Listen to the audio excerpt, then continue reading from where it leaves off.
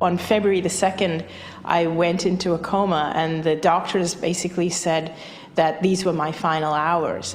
The tumors I had, some of them were the size of lemons.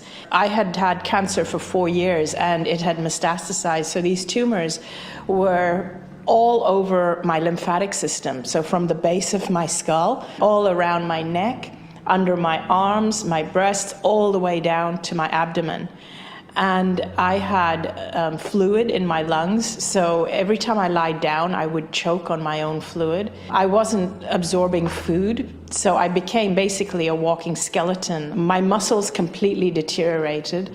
I could no longer stand up or walk, so I was in a wheelchair, and I was so weak that I couldn't even hold my head up. So I would be in a wheelchair and my head would be hanging down. My neck didn't even have the strength to hold my head up. And I was in a lot of pain. And so on February the 2nd, I fell into a coma, and the doctors said that these were my final hours because now my organs had shut down. And my husband and my mother were obviously very distressed. But as I was in the coma, what was unbeknownst to all of them, my eyes were closed and I was completely in this coma, but I was aware of everything that was going on around me. I could hear and see and feel everything that was happening. I could feel everything the doctors were doing. They were poking needles into me and putting in IV tubes and things like that.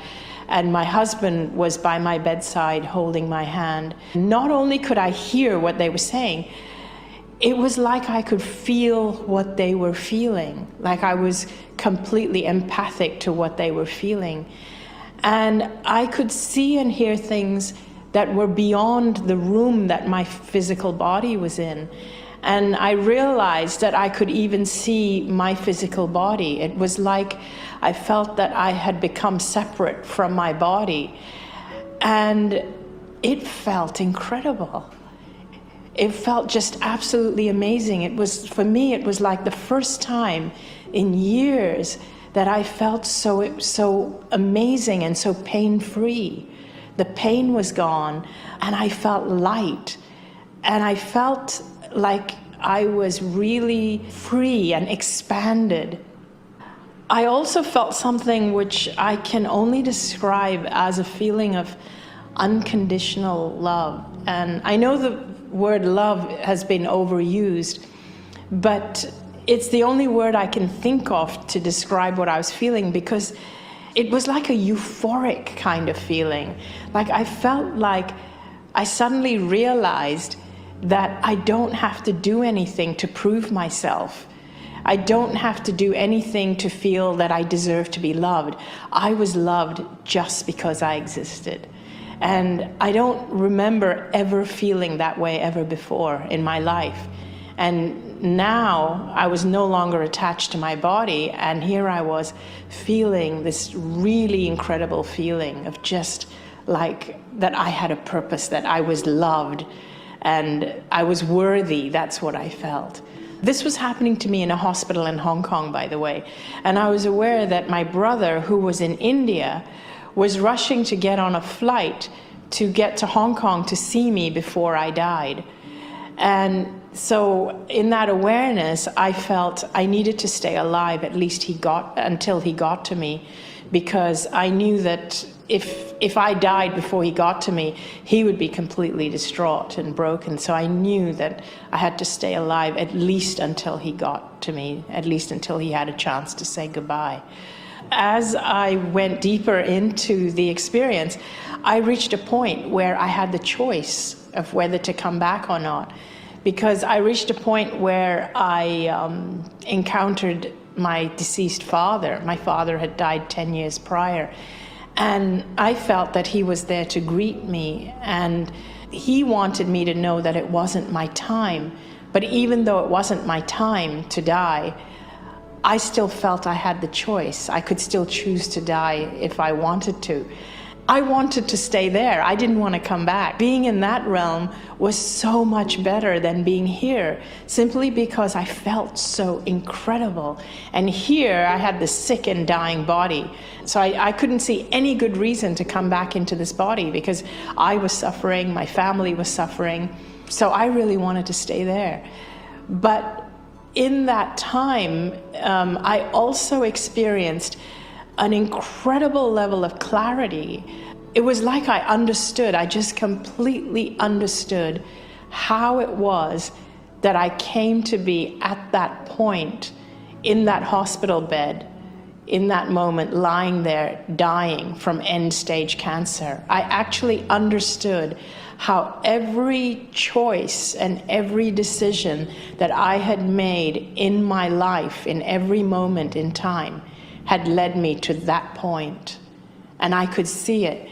And in that awakening, I felt as though that my Father said to me, now that you know this truth, you need to go back and live fearlessly. And I understood that now that I understood this, if I went back, my body would heal. After that experience, after actually dying and coming back, I don't follow dogma or any kind of religion or spirituality, because it's like now I know that I'm a spiritual being. We all are. Every single one of us, we are. We don't have to work at it. I don't have to keep working at it or trying to be more spiritual. I already am. There's nothing to work at. We all are. So that's completely changed for me. What actually happened is that in that moment that my Father said, that now that you understand the truth, go back and live your life fearlessly. It was, I would say, in that moment that my eyes actually opened. I mean, so much happened. I was in a coma for about 34 hours, but so much happened in that time because time is not linear there. It's like everything was happening simultaneously. And wherever I put my awareness, there I was. So it was all happening at once. And I felt that it completely changed me. I absorbed so much. It's like walking into a room or a situation of something that you've never seen before and finding out the truth about something you can never imagine. You can't unknow it. You can't go back and undo it. And it always stays with you. And so it has actually changed my life. It's changed who I've become from that point on. At first, I didn't want to come back. But my Father also said to me that I have these gifts waiting for me. The way we communicate as well is not through language, the way I'm communicating with you right now. So like here we use words, we string them together in linear time, in linear sentences. But in that realm, it felt like because we don't have our bodies, we don't have vocal cords, it was like my Father's essence and mine, we just merged. So I knew exactly what he wanted me to know. And so I put words to it, but it was like I just completely understood what he wanted me to know. And he wanted me to know that I had suffered up until this point. And even though I didn't have to go back to my body, if I chose not to go back, I would be missing out on the gifts that were now waiting for me. So I understood that now if I go back, I won't be living a life of suffering anymore because of what I now knew. So I started to open my eyes. And of course, my family, who were right around me, my husband was sitting there holding my hand. My brother had just arrived from the airport. My mom was there. And of course, they were thrilled that I was opening my eyes. But I was still, of course, very, very weak with all these tubes. And I weighed about 85 pounds and these open skin lesions. So I started to open my eyes. And my family were thrilled, and then they called the doctor, and I greeted the doctor by name. I said, good afternoon, Dr. Chan. And he was surprised I knew his name because he only started tending to me after I went into the coma. So he said, how did you know my name? And I was surprised he asked that question because to me it just kind of seemed normal. I just said, aren't you the doctor that came in this morning? And I told him the procedure of exactly what he'd done. I had been choking, and he had stuck a needle in my back and removed fluid from my lungs. And so I said that. I said, aren't you the doctor that came in at about 4 or 5 this morning and removed fluid from my lungs?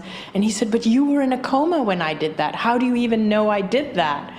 And that's when it started to transpire with everyone that something had happened. And when he left the room, I said to my husband, isn't he the doctor that said to you that I won't even make it through the night, that these are my final hours and my organs have shut down?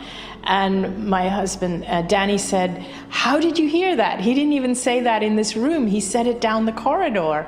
And so it slowly started to come out that something had happened. What shocked the doctors was that within 4 days, the tumor shrunk by 70%. And then within 3 weeks, they couldn't find any trace of cancer in my body. And in 5 weeks, I was released to go home from hospital.